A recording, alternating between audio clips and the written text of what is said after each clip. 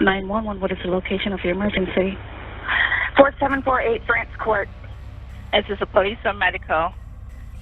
My boyfriend is dead. In a quiet Florida neighborhood, a night of drinking turned deadly when a suitcase became a murder weapon.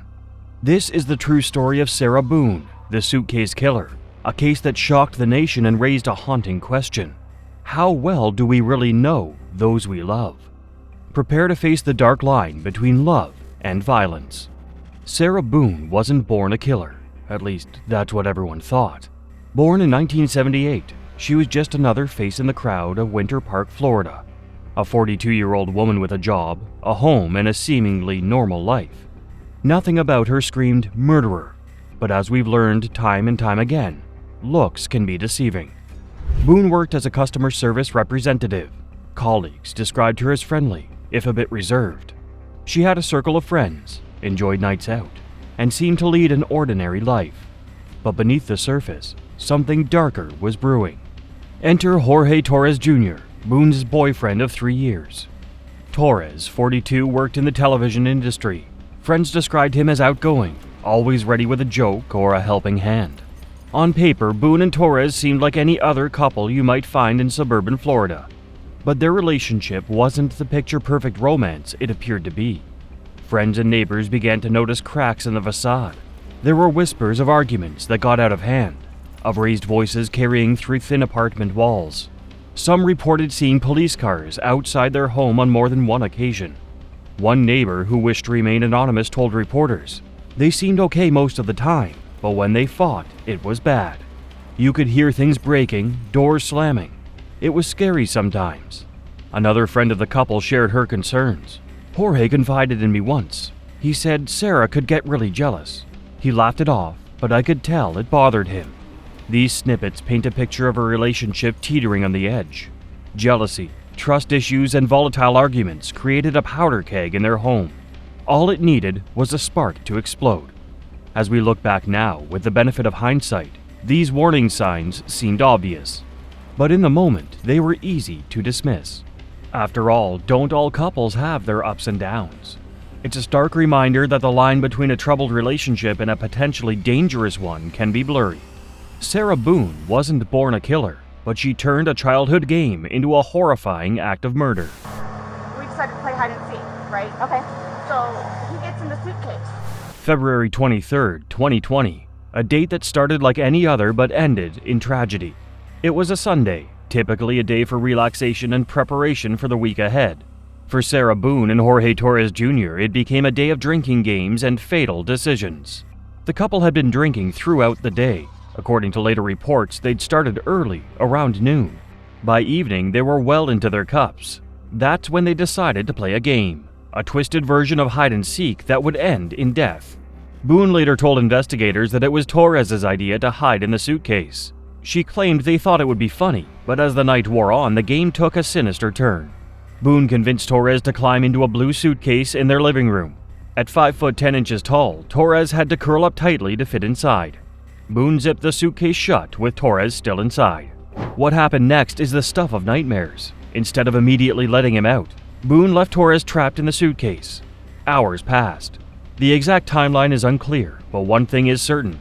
Torres spent his last hours alive cramped in that small, dark space, struggling to breathe. When Boone finally checked on Torres the next morning, she found him unresponsive. He was pronounced dead at the scene when the emergency services arrived. Initially, Boone maintained that it was all a terrible accident, a drunken game gone horribly wrong. She claimed she'd fallen asleep and forgot about Torres in the suitcase. It was a story that, on the surface, seemed plausible. After all, who would intentionally leave someone trapped like that? But as investigators dug deeper, they uncovered evidence that painted a much darker picture. This wasn't just a tragic accident. It was something far more sinister based on Sarah's 911 call. The morning of February 24th, 2020 started with a frantic 911 call. Sarah Boone's voice shook as she spoke to the operator. 4748 France Court. Is this a police or medical? My boyfriend is dead. Okay, send the line for the fire department. Do not hang up. Fire risk. Just tell me exactly what happened there. My boyfriend and I were playing last night, and I put him in his case and we were playing, like kind of hide and seek kind of thing. So I fell asleep, and I woke up, and he was dead in the suitcase, so I don't know what happened. When police arrived at the scene, they found a distraught Boone and the lifeless body of Jorge Torres Jr. half in, half out of a blue suitcase. The scene was shocking, even to seasoned investigators. Boone stuck to her story when questioned by police. She insisted it was just a silly game that had gone terribly wrong. She claimed she had fallen asleep and forgot about Torres in the suitcase. Her distress seemed genuine, and for a moment it looked like this might indeed be a tragic accident. But then came the bombshell that would turn the case on its head. As part of standard procedure, investigators examined Boone's phone. What they found sent shockwaves through the investigation team. There were videos on the phone taken the night of Torres' death. These videos didn't show a playful game between a couple. Instead, they revealed something much more disturbing. The discovery of these videos changed everything. What had initially appeared to be a horrific accident now looked like something far more sinister. The evidence contradicted Boone's story in ways she couldn't explain away. Within hours of this discovery, Sarah Boone was placed under arrest. The charge? Second-degree murder. As she was led away in handcuffs, the gravity of the situation seemed to hit her. The woman who had called 911 in distress that morning was now facing the possibility of life in prison. Sarah Boone's arrest made headlines across Florida and soon captured national attention. The shocking crime left everyone wondering, how could a game turn deadly? And what did those chilling videos reveal that shifted the investigation so dramatically? This story only gets more disturbing. The videos found on Sarah Boone's phone became the centerpiece of the case against her. They were difficult to watch, even for hardened law enforcement officials. In one video, Jorge Torres can be heard screaming from inside the suitcase, begging to be let out. He yells that he can't breathe. Boone's response is chilling. Instead of helping him, she taunts him. "That's what you do when you choke me," Boone is heard saying. She accuses Torres of cheating on her, saying, "You should probably shut the fuck up." Sarah, I can't breathe, babe. Oh. That's what I feel like when you drink on me. Sarah! Fuck you! Fucking breathe, Sarah! Yeah.